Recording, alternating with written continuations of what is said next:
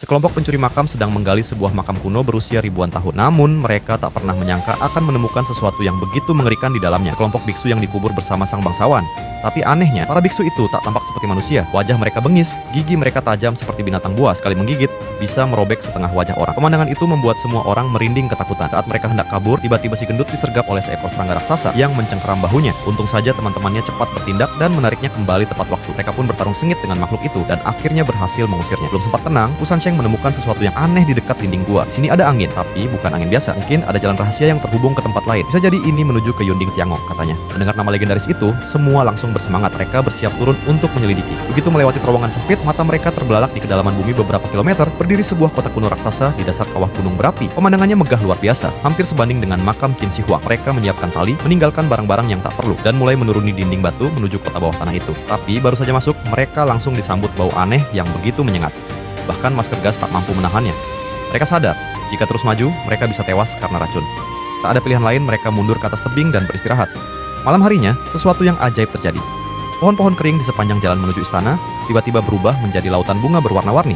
Pemandangan itu begitu indah, seolah menantang mereka untuk kembali turun. Rasa penasaran mengalahkan rasa takut.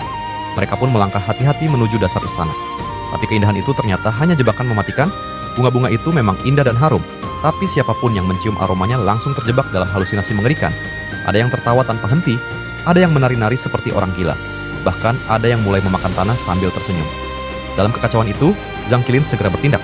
Ia melukai jarinya dan menggunakan darah kilinnya untuk menyadarkan semua orang dari pengaruh racun. Berkat dia, seluruh tim berhasil selamat. Ternyata bunga-bunga itu hanyalah ilusi. Di tempat itu sebenarnya hanya ada akar-akar ring yang telah dimanipulasi oleh sang pemilik makamnya. Dari bahayanya, Chen Pi segera memerintahkan mereka untuk pergi secepat mungkin. Tapi, bahaya baru sudah menunggu. Setelah berjalan cukup jauh, mereka sampai di depan gerbang batu besar bertuliskan Tianmen, pintu pertama menuju makam kaisar. Pusan Sheng mengingatkan, ingat saat keluar nanti kalian harus jalan mundur. Kalau tidak, bisa-bisa kalian menabrak gerbang pemenggal kepala. Namun belum sempat mereka masuk, si gendut melihat seekor burung besar berwajah putih di atas pilar batu. Burung itu konon adalah simbol keberuntungan sejak zaman dinasti Shang. Bahkan di Mesir dan Asia kecil pun dihormati. Satu helai bulunya saja bisa dijual dengan harga tinggi. Tergoda oleh uang, si gendut pun mendekat sambil membawa makanan, berharap bisa menangkapnya. Tapi begitu ia semakin dekat, ia tertiba balik burung itu. Kejut berdiri puluhan ekor lain, semuanya menatap tajam ke arahnya. Seseorang berteriak, mereka makhluk penjaga makam. Menyadari bahaya besar itu, mereka semua langsung berbalik dan berlari sekuat tenaga. Namun, semuanya sudah terlambat. Jangan lupa bantu subscribe ya guys.